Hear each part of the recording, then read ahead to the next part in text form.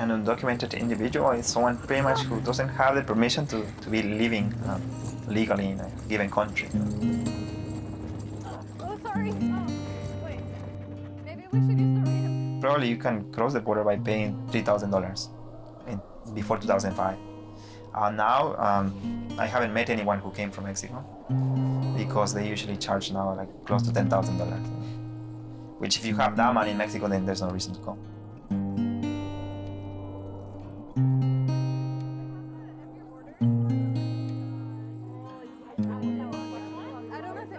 Being undocumented feels different depending on the situation, on the day, on the month.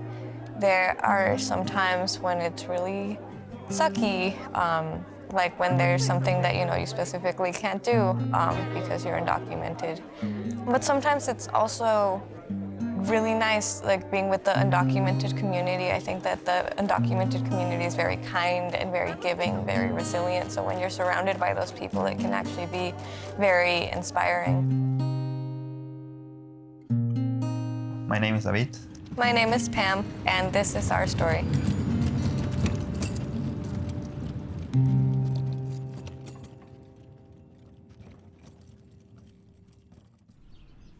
Most of my friends, the undocumented friends, I came to this country when they were like 3 years old, 9 months, very, very small kids. Of course, when you are a kid, it's not consciously knowing that you are crossing the border, illegally, and then there are consequences of doing so. But when you come to this country when you are at like 17, close to being 17, it's like, okay, I think I know what it means to cross the border, and then you think it's your fault still, But if you think about it, it's not. I don't think it's my fault. It's like I'm just looking for my family. When I came to this country, my father came here in 2000, in the year of 2000, and then my mom came here in 2002, I think, 2003. Yeah. Yeah. Since then, they work in the farming fields.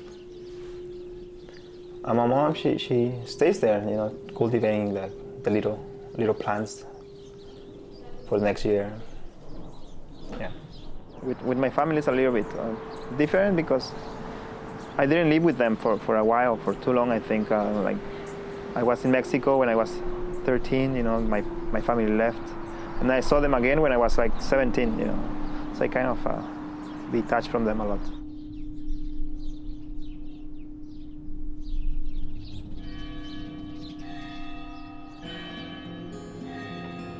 I mean, when I left home back in Mexico, my grandmother, she prayed, she took me to the church, and then she prayed that day, and then the last day I saw her, that was the last prayer, I guess. You walk on the streets of Tijuana and anyone's gonna ask you, do you wanna go to the other side? And you say yes, to the first guy who asks you. And the land there is very, very arid, it's like everything is dry, and people cross a lot there, so it's like really dirty, lots of garbage. And then we started the journey. That's easy as it sounds. It was cold, it was. I didn't prepare for it. I didn't know what to expect, so I didn't have much food or water. It took me 3 days, 3 nights, walking slowly. In that area, there is no border to cross. There is no like a wall to jump over. There's nothing. But like the coyote in the middle of the mountains, he kind of abandoned us. Me and other people who were, crossing the border. So he went back, and we stayed there. So and we continued crossing the border. So we technically arrived to this country without the help of the coyote. I arrived to Chula Vista, California. It's a city in San Diego. So we didn't know what to do. So we walked through the city of Chula Vista, and then we stopped a cab. And then we asked him, hey, would you mind taking us to San Diego, the bus station? And he said yes. So we hired him a cab. I think it's a unique experience for each person. Some people take just a few hours to come here, some people take an airplane and then with a visa, and then the visa expires and they stay. But still, it's a very, very personal experience? I was born in Mexico City, but I lived in Guadalajara most of my life until I moved here when I was 9. When did my parents move here? We all came together in 2003 in the summer. I remember being really upset about having to leave. I was a child, I didn't understand, but I remember being taken into a separate room from my family and like being interrogated by like a person at the airport about like what we were gonna do in the United States and how long did we plan to stay. And I remember we couldn't bring a lot, so we just had our backpacks with clothes and one stuffed animal that I refused to let go. And I remember I brought that on the airplane. I mean, I didn't think there was anything wrong with it. Like, we didn't cross the border. It wasn't dangerous per se. It wasn't any of that. It just felt like we were moving and we were taking an airplane to move to another place. My mom was trying to get this job. She's a bilingual teacher. That was supposed to make us okay, our status, because she was going to be able to apply for like a work visa. But then, I don't know, it fell through, or like they laid her off or something, so that didn't work. I became undocumented officially on my birthday. Not that I knew at the time. So the Federal Dream Act was a big movement that happened within the community. It was a push for federal immigration reform, comprehensive immigration reform, which would have helped create a pathway to citizenship for hopefully close to all the 11 million undocumented immigrants living in the United States. But it didn't pass.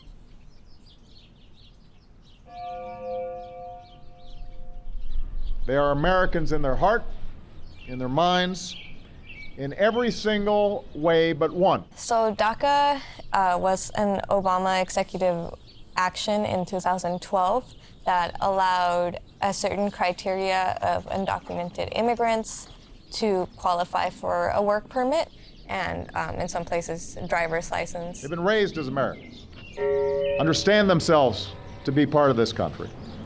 To expel these young people who want to staff our labs or start new businesses In fact, or pretty much, defend our country. it's a state law. It only works in California, in which if you happen to arrive at an early age and attended high school for about 3 years at least, then if you go to college, you are paying in-state tuition.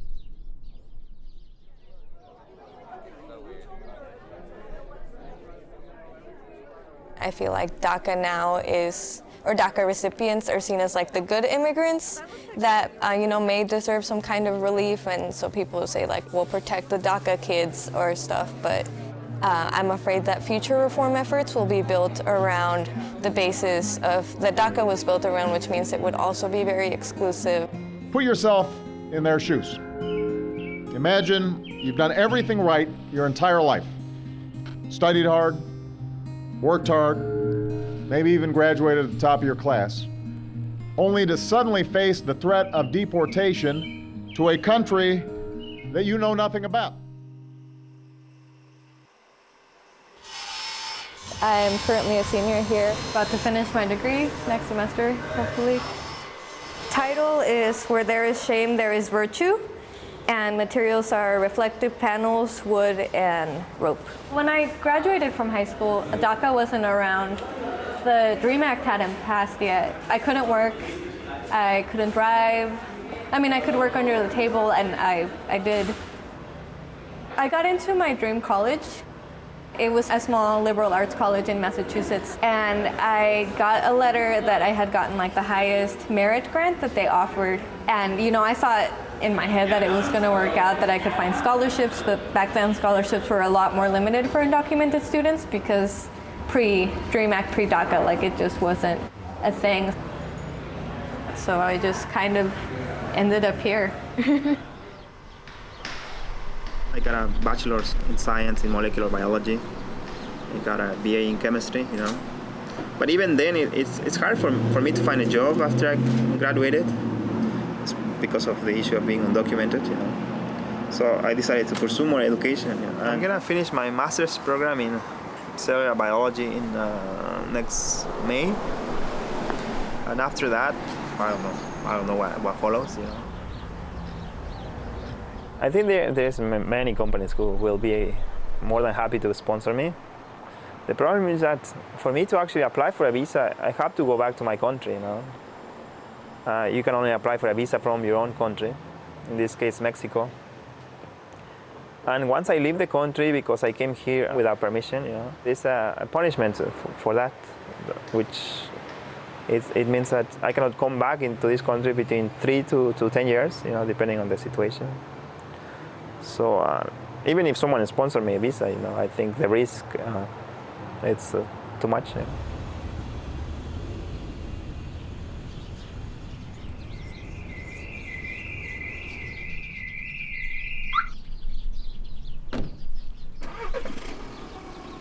I've been here 3 semesters and I've lived in 3 different places with a brief period of semi-homelessness.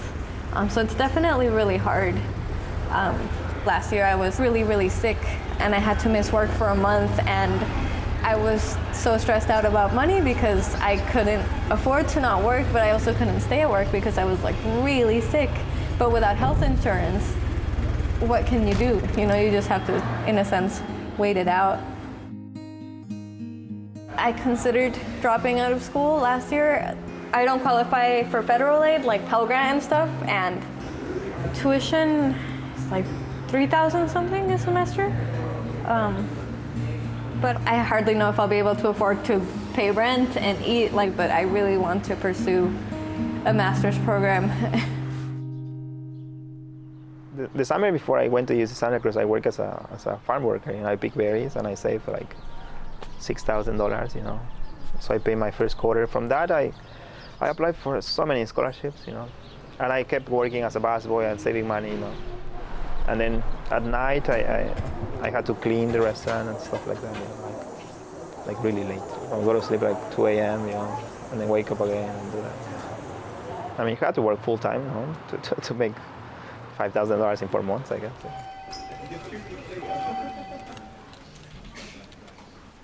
I actually work in the financial aid office as the undocumented AB 540 student assistant. So I help undocumented students with their financial aid because it can be very complex pathways to navigate.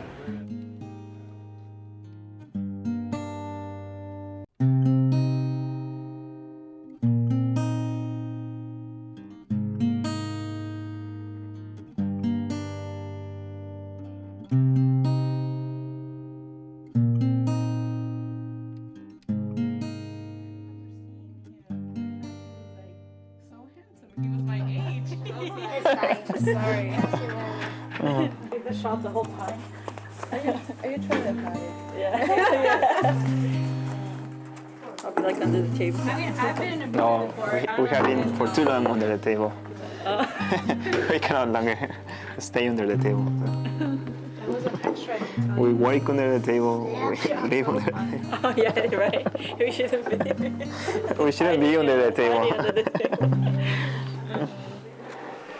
We will begin working on an impenetrable, physical, tall, powerful, beautiful southern border wall. I knew he was winning, and I went to sleep. I'm like, tomorrow morning I'm gonna wake up and he lost, and nothing is different, you know. But of course I woke up and I saw my Facebook, and everyone is like, nah, Trump won. So I felt really bad. You know, it's like, I'm pretty sure I cried real hard when he actually won several times that week. It was bad. It felt like someone died. Legitimately. I think our whole community was in mourning.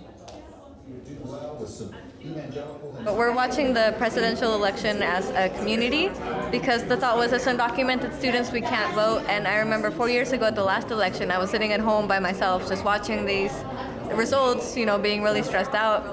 So the thought was, if we can't go vote, we might as well stand together as a community and support each other through what's happening. maybe after the elections I get to walk freely on the streets, you know. I mean, freely is probably an extra wine. an overstatement, but it's important, yeah. American vote is not going to turn out for Hillary Clinton in the same way that it turned out for Barack Obama. And feel like our whole lives have been kind of roller coasters of like letting other people decide what's going to happen. So I'm kind of just hoping for the best. But that they'll be now ostracized and not important. What are the chances now, really, if Donald Trump wins? What are the chances of true immigration reform? the day of the election, we tried to create a safe space for undocumented students here. And it was interrupted by a man, an uninvited guest, who continually called us illegals. I imagine that you were brought here to the United States by your parents before you were 16 years old. If that is the case, and I believe it's probable, then you are, in law, you are guiltless of illegal immigration. You are guiltless of being illegal. You are illegal aliens, but you are guiltless by law. The only way we were able to get him to go was to forcibly remove him from the room. It's not slightly opinion, but the words that you're using, like illegal alien, are insults. So if you want to talk about the issue, no, it is not true. Keep walking, keep walking. Let's film this. See what I mean? Please keep walking out. I'm going. Who are you, by the way? He said that someone who was brought here as a child was not guilty, but their parents were guilty. Me, I am guilty because I chose to come here, you know? It sucks, no? It's like that guy over there, he's the guilty one. You guys are okay, but really personal. I really dislike that term, but also I think it doesn't really make sense because a person cannot be illegal because, you know, a person is not a possession, a person is not like an item. You can commit a crime, but that doesn't make you illegal, because if you were using that logic, then anyone that was in jail or that had committed any kind of crime in their past, a DUI or whatever, then everybody would be illegal, which would mean like more than half of the population would be considered illegal. I think what was missed is that he woke another sleeping giant, and that is the uneducated white men in this country who heard someone who spoke to them, and that's what we're seeing. It's really frustrating that a lot of factors of your life are out of your hands and in the hands of people who are never going to meet you, nor are going to get the chance to talk to you or get to know you or your community. But what could we do but keep working, because that's why we're here, to work and to be successful. And if we just give up, then there's no point in all the sacrifices that our parents have made and we have made and all our friends have made. So it's just what we have to do. There are no miracles here, you know, happening. That it's only hard work, you know. It's just now you work hard and see what happens tomorrow, you know, without thinking too much about the future. You know, it's just hard work. Yeah, I know it's very difficult, but I don't know. Yeah, just to keep working hard, I guess. Yeah.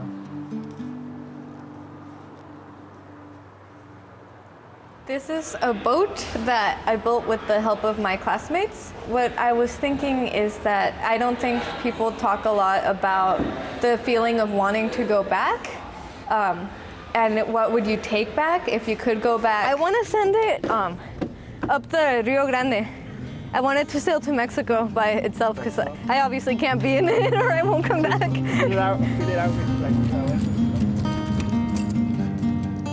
Yeah, that was the idea, because I was exploring the idea that people are always like talking about refugees, like, well, if you had to leave your home, what items would you take with you, you know? But they never talk about the feeling of wanting to go back, which is like super prevalent, you know? We all think about what it'd be like to go back or sending things back. And so I wanted to, like, in a positive light, like, let people send things back to Mexico. Generally, it's a little surreal. And I talked a little bit about it in my speech, but I feel like there were many times, you know, starting my senior year where I just thought it wasn't going to be possible because money, because this, because the government, because... So, I don't know, it's weird to think that it's over because, again, I've also been in school for almost my entire life, but it was really nice at least seeing my parents' faces and their joy and the relief.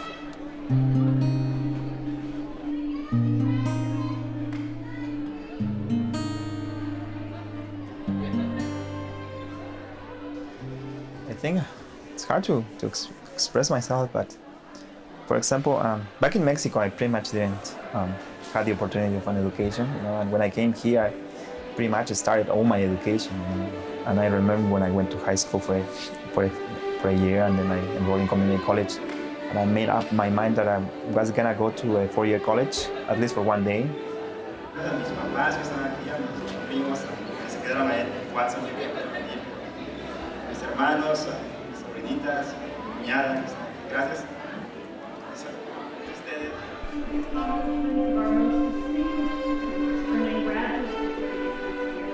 I don't even know what's the award about, but pretty much they select graduate students, you know, who have a great record during these 2 years of the program, you know, from each department of the university, you know. So I was selected for the biology department to receive the award, you know. But it's pretty much a recognition of all the work I did at Stanford University. And to everybody that has helped, a big thank you to the students of Ideas that have been around.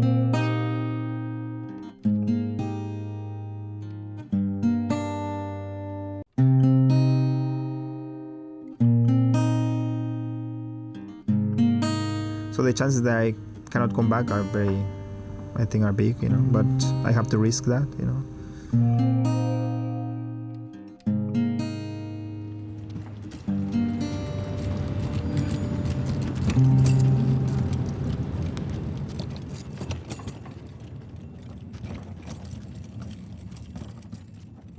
I am undocumented, but undocumented is not who I am. These politicians manipulate words so well, people are convinced I am an illegal act.